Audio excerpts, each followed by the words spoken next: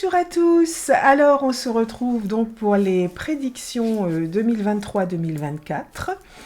Je voulais tout d'abord vous remercier d'avoir regardé mes vidéos cette année. Vous avez été vraiment nombreux avec des gentils commentaires. J'ai essayé de répondre le plus possible parce que vous êtes vraiment nombreux, chaleureux, et je voulais vraiment vous remercier de tout mon cœur.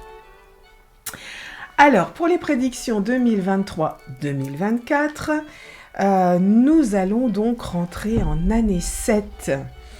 Alors, l'année 7 en numérologie, ce qui veut dire que cette année sera sous l'influence d'Uranus, que la couleur de l'année 7 c'est le mauve et que son élément sera l'eau. Donc nous entrons en année 7 et en numérologie, donc ce chiffre représente une certaine sagesse, le calme, mais d'un autre côté, l'influence d'Uranus, pour Uranus, le 7 incarne le changement soudain, la créativité, l'originalité. Donc on peut s'attendre tout à fait à des périodes calmes, puis des périodes mouvementées avec de la nouveauté. Des choses pourront bouger très lentement et d'autres à grande vitesse. Donc une année difficile à gérer et c'est, selon moi, la pire du cycle de 9 années. Il faudra attendre 2025 qui sera la dernière année du cycle de ces 9 ans pour commencer à voir les choses s'améliorer. Pour conclure sur ce point, donc je dirais que l'on attend vivement 2026. Alors voici les prédictions pour la politique française et mondiale. Emmanuel Macron finira son mandat malgré le mécontentement des citoyens. À l'Assemblée nationale, elle sera houleuse, voire limite bagarre, ça chauffe dans l'hémicycle tout au long de cette année. Il va y avoir même une irruption de groupes de personnes dans l'hémicycle qui n'ont peut-être rien à voir avec l'Assemblée nationale, mais voilà, une intrusion. Le parti de la NUPES, qui est un rassemblement de plusieurs partis, va perdre des adeptes. Ce groupe va petit à petit se désolidariser, c'est-à-dire que certains vont repartir dans leur groupe sans passer par ce parti, la NUPES. Il va y avoir le départ de certains ministres, certains vont démissionner et d'autres seront contraints de le faire. Départ de certains députés par obligation ou par désaccord. Le parti de Marine Le Pen, lui, aura le vent en poupe, pendant que celui de Mélenchon va perdre quelques adeptes. Certains écologistes seront mis à mal par des décisions trop extrêmes selon les citoyens. C'est-à-dire que dans certaines villes, les écologistes vont imposer des choses qui paraîtront à leurs citoyens un peu trop extrêmes. Remaniement ministériel avec pour moi un changement de Premier ministre. Une loi sur la fin de vie sera revue et votée. Et les prix vont se stabiliser courant 2023, mais alors pas avant le deuxième semestre. On va dire qu'au niveau des prix, il va falloir vraiment attendre, je pense, la fin de l'année 2023. La réforme de retraite se fera, mais pas avec le texte du départ. Il va y avoir des compromis, mais quoi qu'il en soit, de toute façon, elle va se faire. De grosses manifestations en France, encore, avec de la casse et malheureusement de la violence. Les gens en ont ras-le-bol et à un moment donné, il va y avoir beaucoup de gens qui vont descendre dans la rue. De grosses manifestations aussi en Allemagne, en Italie, en Espagne, en Angleterre, un petit peu partout.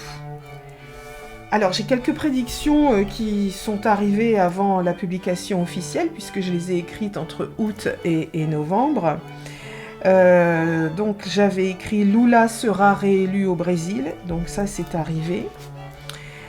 Bolsonaro va crier au scandale, à la tricherie, donc cela occasionnera de violentes manifestations. Bon, ça c'est arrivé aussi. La guerre en Ukraine n'est pas terminée, les négociations n'avancent pas beaucoup, car Poutine reste sur ses positions.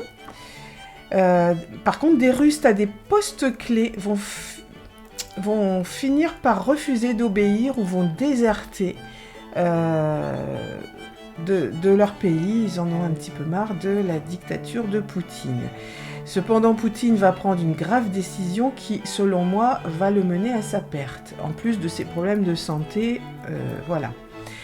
De grosses manifestations en Russie, en plus contre la guerre en Ukraine. La Chine accélère aussi son conflit avec Taïwan. On en entendra parler. Un autre pays aussi, alors la Corée du Nord qui est menaçante. Le pays est donc sous surveillance accrue de l'Europe, des États-Unis, mais ainsi que des pays frontaliers comme la Corée du Sud, le Japon. Alors on parle de Poutine, mais il ne faut pas oublier que le dirigeant de la Corée du Nord est tout aussi, voire plus dangereux que Vladimir Poutine. L'Iran est en proie à de grosses manifestations et les femmes gagnent une bataille, mais elles vont en gagner davantage. On avance un peu en Iran quand même. Alors, il n'y aura pas de troisième guerre mondiale, tous les pays ne vont pas rentrer en conflit, voilà, parce que voilà, faut arrêter de faire peur aux gens. J'ai vu ça dans des vidéos, bon, bref. Certains pays africains vont connaître une terrible famine, malheureusement. Mais tout ça, c'est dû aussi au contexte actuel. Et ils seront, ces pays africains, aussi touchés fortement par des attentats. Des grèves en France paralyseront une partie du pays pendant quelques jours, voire quelques semaines, mais je vois ça aussi dans d'autres pays européens. En ce qui concerne les attentats, les catastrophes ou accidents, les Philippines seront menacées par un tsunami suite à des tremblements de terre. Cette partie du monde, l'Asie, l'Indonésie, seront aussi touchées par un cyclone, voire des cyclones. Alors j'ai cette prédiction aussi qui est arrivée donc avant la publication officielle. C'était une catastrophe dans une mosquée. J'avais marqué catastrophe dans une mosquée, incendie et ou effondrement en Asie ou Indonésie. Donc apparemment c'est arrivé et j'avais mis un post en ce sens que vous pouvez aller voir sur ma page Facebook au mois de novembre, le 20 novembre. Sur ma chaîne YouTube, pardon. Alerte au Japon avec des risques de tsunami. Il y a beaucoup de tremblements de terre par là. Ça devient récurrent aussi. En Asie, en Indonésie, l'île de Bali, Jakarta seront touchées aussi. Et des volcans se réveillent sur cette partie du monde ainsi que l'archipel d'Hawaï. De violents incendies en France, Espagne, Allemagne, Italie, bon tout ça, mais également dans les pays nordiques. Les USA également menacés. Mais la plupart des feux, on va se rendre compte qu'ils seront allumés par des pyromanes. C'est de pire en pire, ça devient vraiment incroyable. Même si le changement climatique y est pour quelque chose, la plupart des feux sont malheureusement allumés par ce genre de personnes malades. Attentat en France, Paris est menacé, mais je vois aussi Marseille, Nice et une ville du Nord, il me semble que c'est Lille, mais je ne suis pas sûre. Une tentative d'assassinat qui va échouer sur le président Emmanuel Macron. Je vois une fusillade dans un supermarché et dans la rue. Un accident sur un chantier, des ouvriers blessés ou tués, et puis un énorme carambolage sur une autoroute.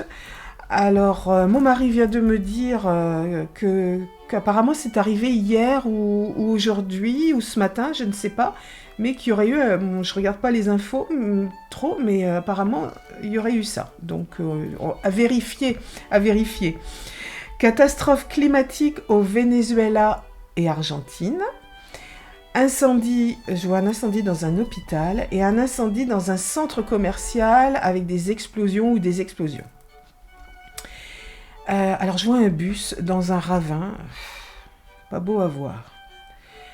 Attention avec un barrage, il y a un danger sur un barrage, peut-être une fissure, une fuite, attention. Et puis sur un marché de Noël aussi, un accident ou un attentat, je sais pas, mais je vois un souci sur un accident, un danger sur un marché de Noël. Une explosion dans une usine avec des blessés, voire des morts.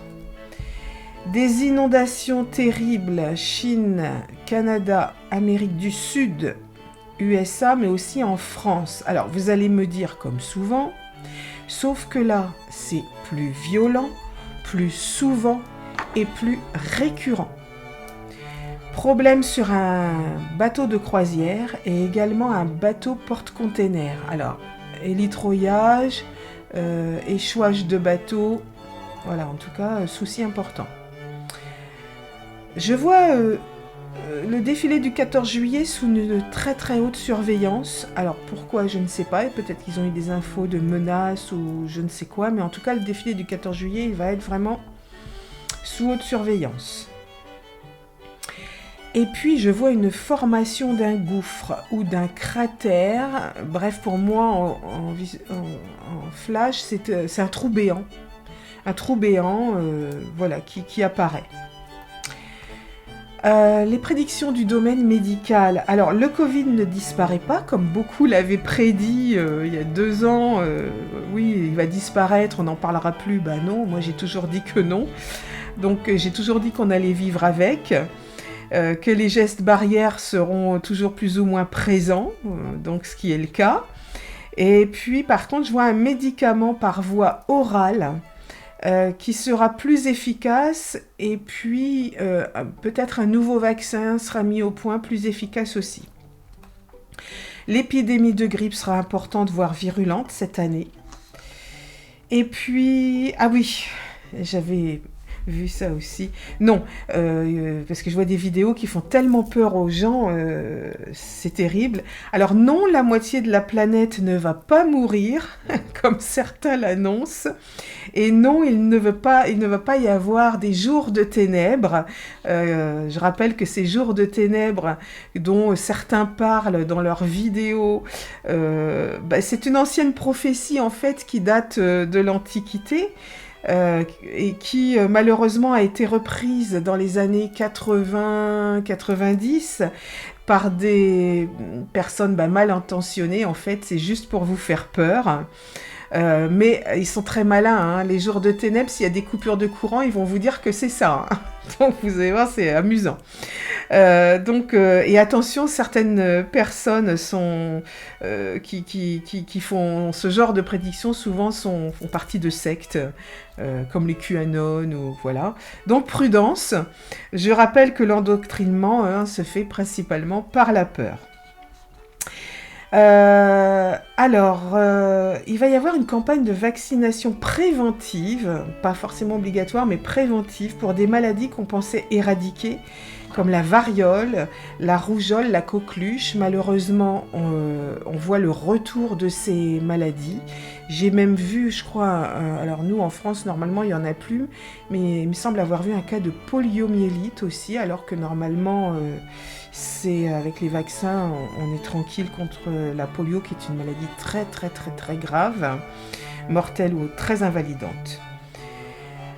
Alors, après j'ai des prédictions un petit peu diverses, que j'ai classées dans divers. Donc, Joe Biden, pour moi, selon moi, risque de ne pas finir son mandat, parce je le vois vraiment avec des gros soucis de santé, cet homme. Poutine a également des soucis de santé. Il sera hospitalisé, mais bon, avec la Russie, on ne saura pas forcément tout de suite, hein, puisqu'il cache beaucoup d'informations. Et je vois le pape aussi en mauvaise santé, voire hospitalisé. Des chaînes de télévision qui seront piratées.